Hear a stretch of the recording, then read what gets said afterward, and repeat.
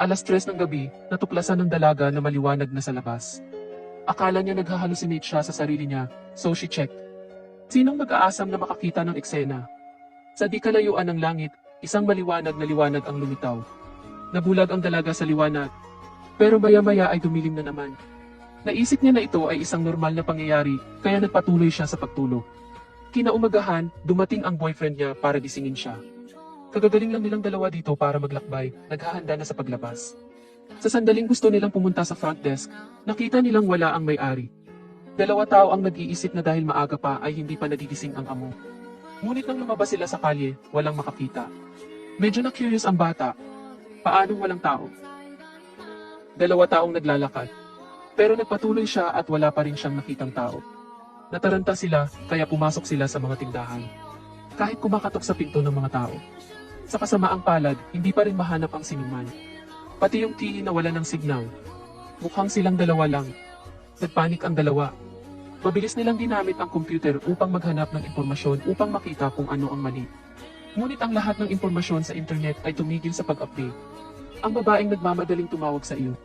Sa kasamaang palad, walang sumagot. Tumayo ang bata. Hindi ako naniniwalang lahat ay nawawala. Kaya't nagpa siya siyang hilahin ang dalaga. Sa hindi inaasahang pagkakataon, palabas pa lang sa kalye ay nakita na ng binata ang isang sasakyan na umaandar. Pero walang nakaupo sa loob. Kaya 2 tao ang nagmaneho ng kotseng ito. Ngunit wala pa rin mahanap. Ito ang nagpalungkot sa kanilang dalawa. Pagdating sa bansang ito, walang epekto ang pagiging malungkot. Kaya mag-isip ka na lang ng paraan para harapin ito. Pagkatapos ng lahat, kailangan mo pa rin mag-isip ng paraan upang mabuhay. Buti na lang at maraming supermarket dito. Nagmamadali silang dalawa na napuno ng pagkain. Pagkatapos nito, maghanap ng bilya at lumipat dito upang pansamantalang manirahan. Ang simula ng mga araw na walang pakialam. Ngunit ang magagandang bagay ay hindi nagtatagal. Sa isang pagbisita sa supermarket, ang batang lalaki ay hindi sinasadyang nag-imbento ng isang bagong laro. Tumayo siya sa cart at tumakbo sa paligid. Bigla siyang nahulog sa lupa. Tumakbo pabalik ang dalaga para tingnan ito. Buti na lang at bakat lang sa braso. Pero natakot siya.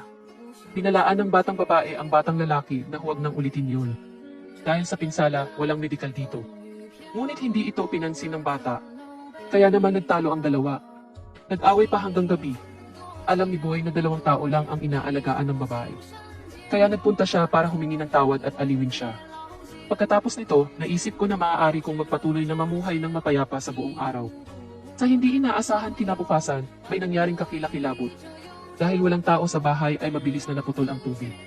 Nabubuhay lang sila sa pagkain. Ngunit mayroon pa rin itong petsa ng pag-expire. Tulad nito, namatay din sila sa gutom. Kaya't nagpasya silang magmaneho para maghanap ng ibang tao doon. Sa wakas ay nakakita sila ng isang bahay. Mabilis na pumasok ang dalawa sa loob para tingnan ito. Sa kasamaang palad, walang tao.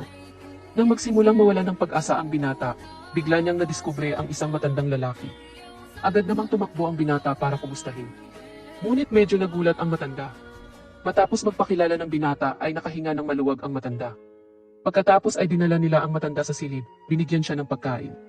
Sinong mag-aakalang nakakain lang ng 2 piraso ang matanda saka siya umubo? Halatang matagal itong hindi kumakain kaya malnourished siya. Ang sabi ng matanda ay nasa kalagitnaan na siya ng isla. Talaga walang iba.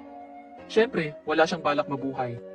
Nag-usap lang sila ng ilang salita pagkatapos ay bumalik. Kinaumagahan ay sinabi ng binata sa dalaga na pumanaw na ang matanda. 2 tao na lang ang kailangang ilibing siya. Pero para sa dalaga, naging latiko.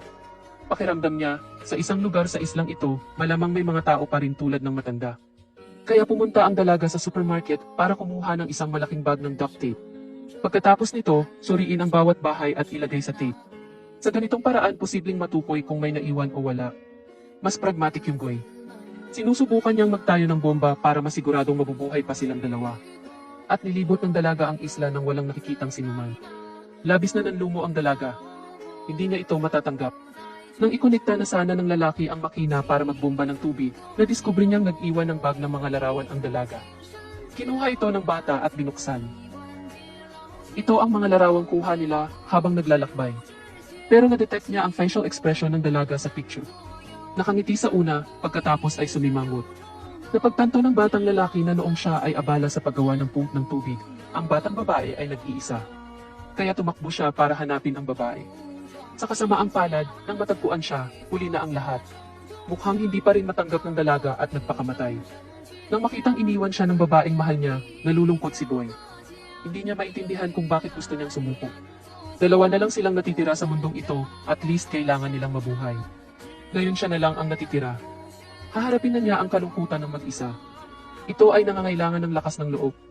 Ngunit hindi pa rin sumuko ang bata. Pinigilan niya ang sakit sa kanyang puso at nagmaneho.